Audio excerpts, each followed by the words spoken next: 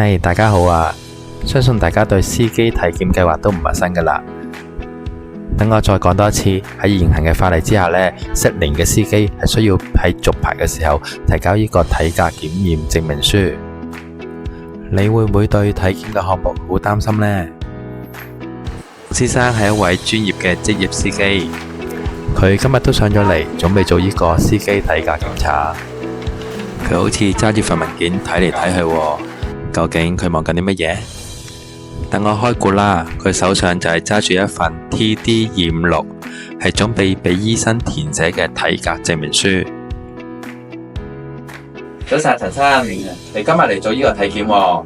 係啦，一陣間咧，姑娘會幫你量下血壓啦，咁同你度高磅重啦，咁同埋都會幫你做下呢個眼睛嘅檢查啦，視力嘅測試啦，同埋色盲嘅測試啦，咁樣係啦。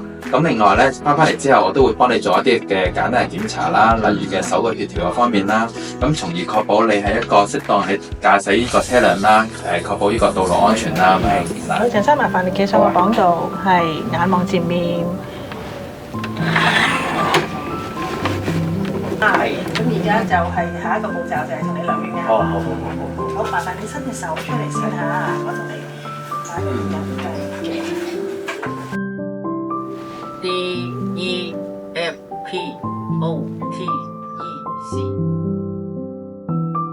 好，陳生，我哋而家就開始做呢一個測試嚇。咁你將你見到嘅數目字話俾我知，係29。好。陳生，而家同你做一個聽力測試。如果你聽到嘅話，就話俾我知。好。聽到。咁我而家咧就幫你做埋餘下嘅體格檢查啦，咁樣。你有冇咩病歷㗎？冇乜。咁身體都好好喎。嗱，咁就企起身俾我睇下，係啦，喐下手腳，咁啊睇下你啲手腳協調啦。嗱，同埋喐下對腳。係啊。OK， 好，可以喎。係啦。咁啊，陳生你身體幾好喎，樣樣都合格喎。係啦。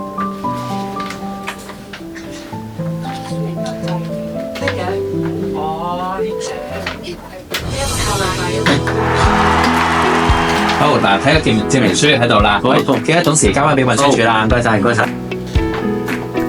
見到陳生健步如飛，睇嚟有過關啦。只要身體好，體檢 pass 好 easy。